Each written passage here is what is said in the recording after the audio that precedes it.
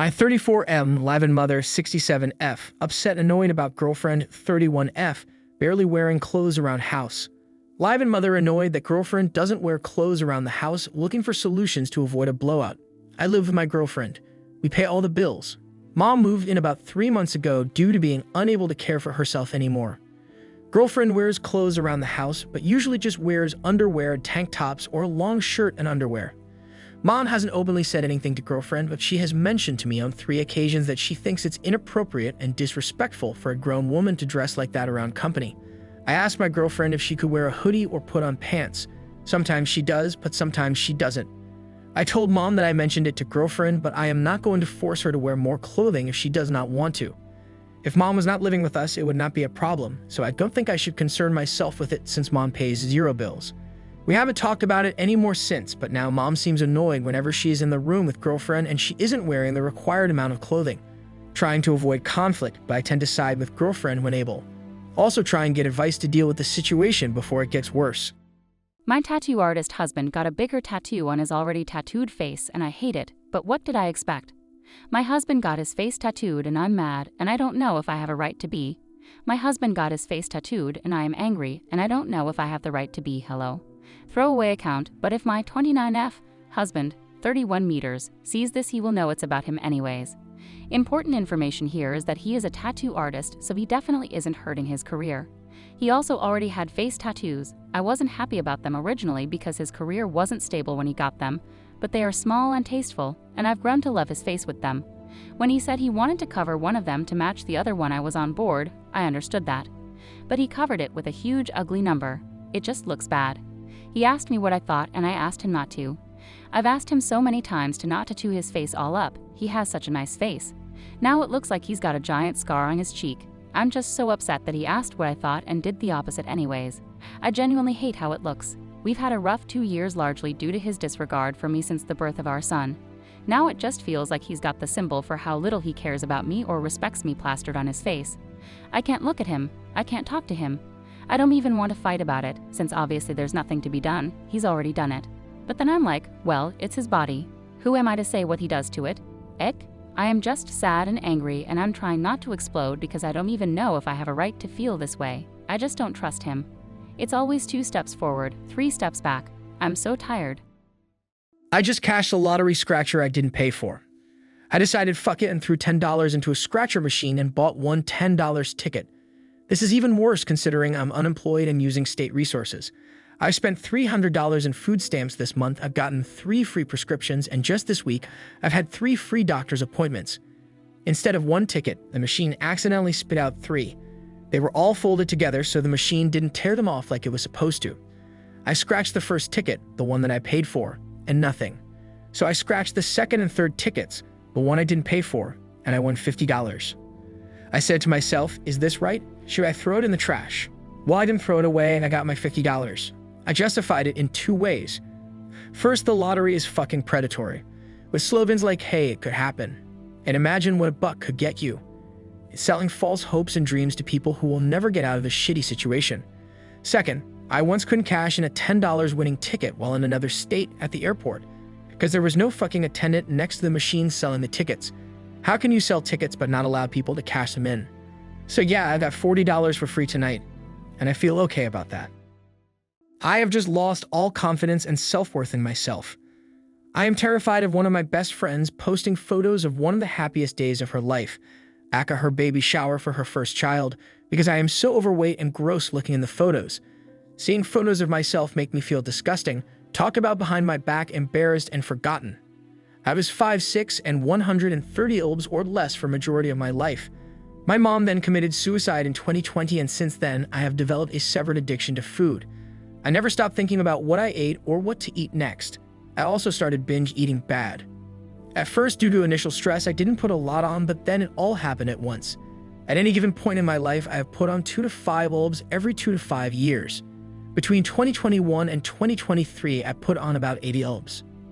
I am ashamed to say it or see it on the scale. My boyfriend doesn't even know I weigh this much because I am so embarrassed. I weigh more than him, and if you ask him, he thinks I am 20-30 ilbs lighter than him since I am a girl. I don't feel pretty or lovable or worth much. I try to work out and whatnot, but I can't kick the binge eating, and the weight only differentiates by 2-3 elves. I have no health insurance, so I cannot afford to see a therapist or a nutritionist, as I know some people may suggest. I wish I could.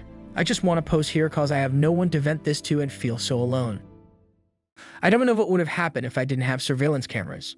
Motion detected backyard camera. The notification sound on my cell phone merrily jingled as the screen came to life for the 10th time since I had come outside to assemble the wooden playset that now somewhat resembles a functioning slide.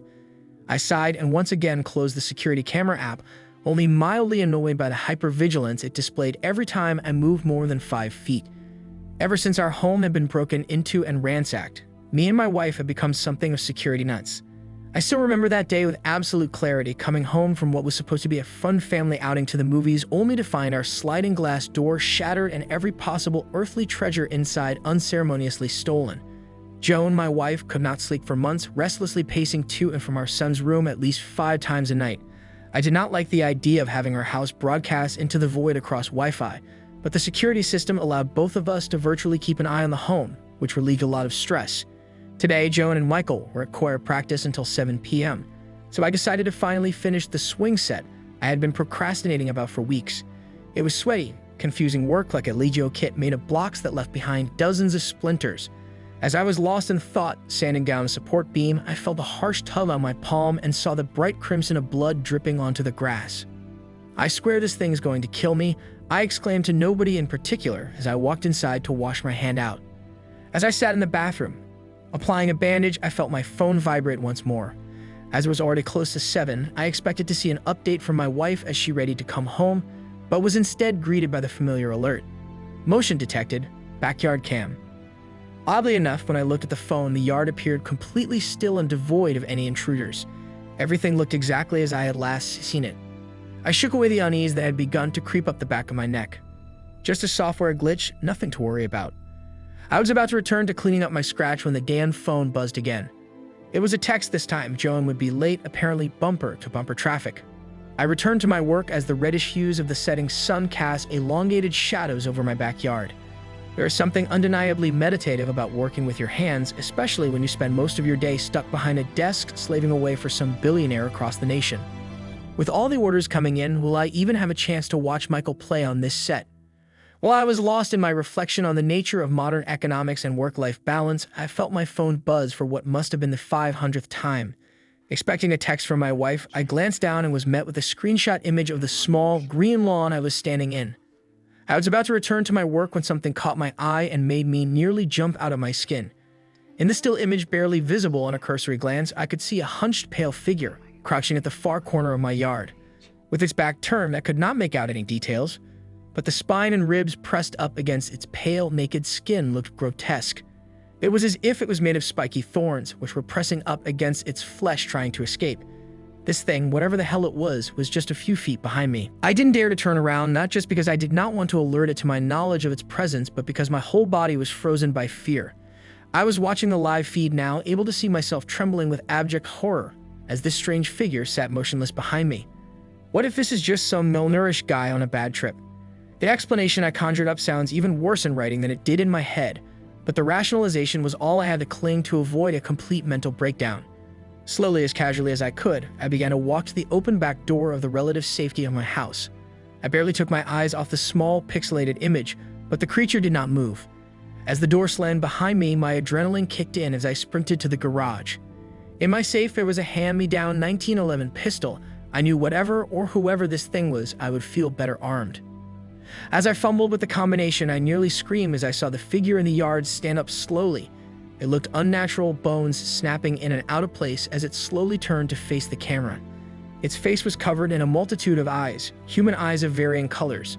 They all rolled around crazily, looking in every direction at once, bulging out of the sockets that protruded from every surface of its hideous face. My heart was pounding in my ears as the monster slowly began to lift its right arm, savagely clawed fingers unclenching to reveal their absurd length. The hairs on the back of my neck stood straight, and a cold sweat broke out on my forehead when I saw what this thing was doing.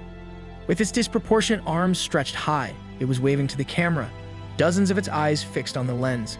Panic began to set in when I realized it knew that I was watching. For a few minutes, I sat there frozen, clenching the pistol and grinding my teeth, locked in a staring contest with the monstrous eyes that stared mockingly up at me from my phone. Then a sudden sound above me made me jump out of my skin. Oh shit, Joan and Michael are back.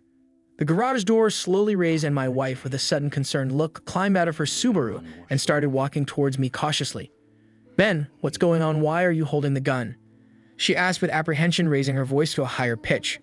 Wordlessly, I gestured to the glowing image of our yard to show her the inhuman monstrosity I was cowering from. She stared down, her concern turning to genuine confusion. Babe, what are you showing me? My eyes followed hers, and with a sinking feeling in the pit of my stomach, I looked down at the empty patch of grass where that thing had been standing. Get back in the car, I muttered, the paternal instinct to protect my family overtaking the primal fear that had been controlling my mind. We need to stay somewhere else tonight. The drive to the motel was in complete silence. I didn't know how to explain what I had seen, but I knew we weren't safe at our home. During that whole night, I kept getting notifications that the camera detected movement outside the house, but no matter when I looked, there was just nothing there. I know it seems crazy, but I think whatever that thing is, it was toying with me. We stayed in that dingy room for 2 nights, and I can tell it put a strain on our relationship. I gave Joan some half-assed excuse about it being a burglar. I even filed a false report to our local PD. She's trying to be understanding, encouraging me to get therapy and all that nonsense. But I can see in her eyes the same fear she had of me when she found me kneeling in the garage clutching a gun. When we went back to our home, I hoped maybe some normalcy would return.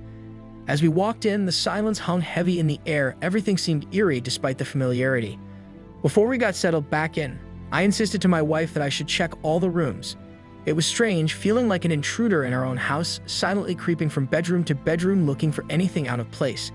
At last, I came to Michael's room, and what I saw in there made the color drain from my skin. The window facing the backyard was completely ajar, curtains blown gently into the cold breeze. The bedsheets had been completely shredded into thin ribbons, which had been haphazardly strewn around the room. I had to stifle the scream that welled up in my throat when I remembered the jagged claws that the figure had on its disfigured hands. It's been a few days since then, and at first my wife was completely understanding about having Michael sleep in our room. She chalked it up to some trauma I had from the first home invasion we suffered, but I still haven't told her what happened or what I saw in his room. I don't sleep anymore. Memories of that terrible day still replay in my head, and I need to be more vigilant than ever. Because that thing is still out there, and every night I wait and watch as my phone screen silently illuminates with repeated notifications, each one filling me with dread. Motion detected, backyard cam.